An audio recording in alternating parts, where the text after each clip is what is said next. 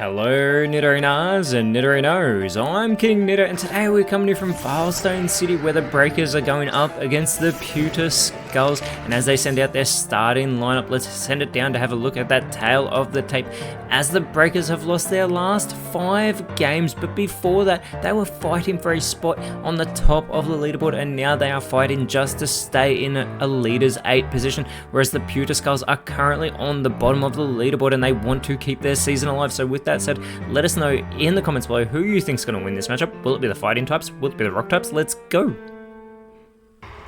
3, 2, 1, go! And it is going to be Annihilate with Komaru starting out for the Breakers. That clear smoke from Annihilate is going to be avoided by Probopass, who's joined by Rampardos, and the Iron Head from Komaru gets a good amount of damage done to Probopass, but Rampardos responds with the lunge. Not very effective though onto Komaru, however it does lower that physical attack that is base 110, and Probopass has flinched, allowing Annihilate to try and capitalize by going for the slack off, but it is at full strength, so it is not the time to be slacking off. But Komaru, looking to do its part, is going to set up for a Solar Beam. It is going to absorb the light on this turn, and it is a mixed attacker with that base 100 special attack. We get the assurance from Rampardos, so capitalizing on that part ghost typing of Annihilate, followed up by the takedown from Probopass, but it does not affect the part ghost type Annihilate, allowing it to respond with the Aqua Jet, getting in some super effective damage onto Probopass with that critical hit as well. And that Solar Beam is going to be finished off by Komaru onto Rampardos, and it is a one-hit wonder. I think Rampardos has suffered the most one-hit wonders this season. It has been eliminated, but it's the Shadow Ball in response from Probopass onto Annihilate. Super effective damage being done to the fighting ghost type, as out comes Arcanine in its Cantonian form, and with that Intimidate ability it will lower the physical attack of both fighting types, but that Defiant ability of Annihilate does give it a sharp attack boost. And if you're wondering why it's the Cantonian Arcanine, it is because it is the Terrestrial draftee, and fitting that it is based out of Pewter City at the moment, but it has shed that fire typing to take on that rock typing in this matchup, and you should be expecting it to move first with that speed control. It goes for the Razor Shell onto Annihilate.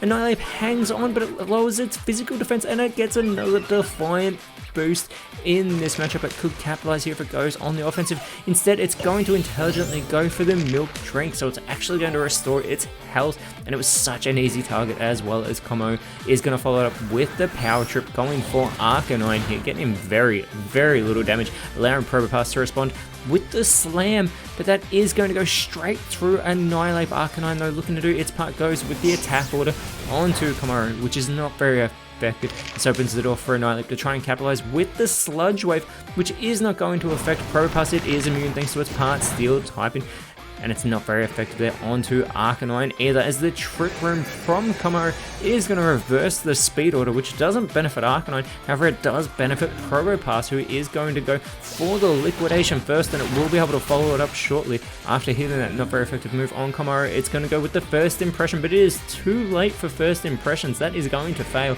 and Komaru, looking to capitalize, goes for the Bite on to Probopass. Very little damage, however, Annihilate, but with the Ice Shard, looks like they're trying to get Probopass off the field, now putting it into knockout range as Arcanine responds with the Lava Plume, connecting with everybody on the field, taking out its own teammate, and that's already 2 Pokemon down for the Pewter Skulls. The Breakers are looking to end that 5-game losing streak, and they have the early leaders. Komaru is left with that burn. It is going to chip away at its health and cut into that massive attack stat.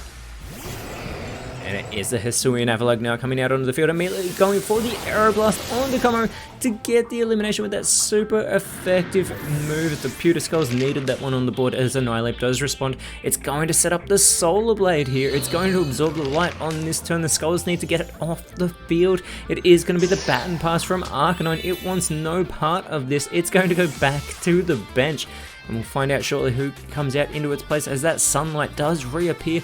It is going to be Tyranitar coming out for the Pewter Skulls, and with that Sandstorm ability, a Sandstorm will be kicked up in this daylight. And there is Annihilate feeling the effects of that Sandstorm, as out comes Emboar for the Breakers. Avalugg with the Coil, not going on the offensive. Instead, it is going to boost that physical attack as well as boosting that physical defense, which is base 184, boosting the accuracy as well. Ember though, with the Dragon Rush coming down hard onto Tyranitar, getting some good damage there as well, as Tyranitar does respond with the Dazzling Gleam. This is super effective, and it actually takes out Annihilate. It will not complete the Soul Blade. The field is now 4v4. Ember will be joined shortly by its teammate, but first it is going to feel the effects of that Sandstorm as out comes Quaquaval for the Vilestone Breakers. Avalok still with the speed control, goes for the topsy-turvy, but that is going to fail. Ember looking to capitalize is going to go for the Leaf Storm. This will be super effective, and it is a one-hit wonder with that critical play, lowering the special attack of Ember, but it takes Avalok out of this matchup, putting the Breakers back in front. Tyranitar looking to respond, goes for the Drain Punch, though, gets in some great damage onto Ember, and it is going to have its health restored in the process. Quavel could capitalize here, but it goes for the Steel Wing for that super effective damage onto Tyranitar, as that Sandstorm is going to do damage to the two fighting types on the field. We do know that Arcanine will be returning to the field shortly, but those twisted dimensions do return to normal, and out returns Arcanine as that sunlight, the daylight, has turned to darkness, and there is that Intimidate ability coming into play again as Arcanine with the speed control goes for the Super Fang onto Quaquaval, getting some massive damage, but Quaquaval does look to respond with the Sparkling Arrow. This will hit with everybody on the field, super effective on everyone. It takes out Ember, its own teammate. It's also taken out Tyranitar in the process with that critical hit, but that means Quaquaval is going to get a massive Moxie boost here. Was that the intent of the Vilestone Breakers all along? Take out your teammate and get an extra Moxie boost in the process, as it is going to feel the effects of that Sandstorm. The last Pokemon for the Skulls, it is going to be Colossal. It's going to be Mienshao coming out for the Vilestone Breakers. The Brick Break from Arcanine, putting Quaquaval into knockout range. Mienshao responds with the Metal Claw onto Colossal, and that Flame Body ability immediately gets activated. Mienshao is left with the burn, and Quaquaval looking to follow up, goes for the Struggle Bug, connecting with both rock types for not very effective damage onto Colossal, but it does lower its special attack as well as Arcanine's in the process. Colossal is going to go for the Incinerate, and Quaquaval is able to hang on after that not very effective move, having their Leopard Berries burnt up in the process through the Breakers. And that Sandstorm has subsided, so Quaquaval is still in this matchup as Mienshao feels the effects of that burn, and Arcanine is going to go for the Freeze Dry. This will be super effective. I don't know if it needed to be, though, to take Quaquaval out of this matchup. It is unable to capitalize on that massive Moxie boost. Mienshao with the Flail does practically nothing to Colossal, allowing Colossal to respond with the Mega Horn onto Mienshao. It is resisted, but that is some massive damage, and there is that burn follow-up as it now a 2 versus 2 matchup, and it is going to be Gardevoir. The Vilestone Breakers sending out their own Terrestrial Draftee into this matchup to shed that Psychic Fairy type, and it is going to take on that Fighting type.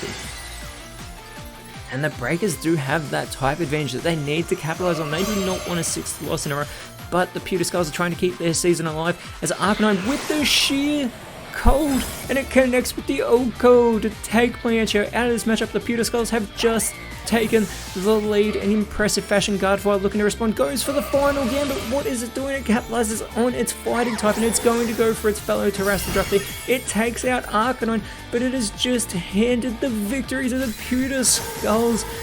Gardevoir takes itself out of the matchup again. It has just taken out Arcanine, but the Breakers have just lost their 6th game in a row.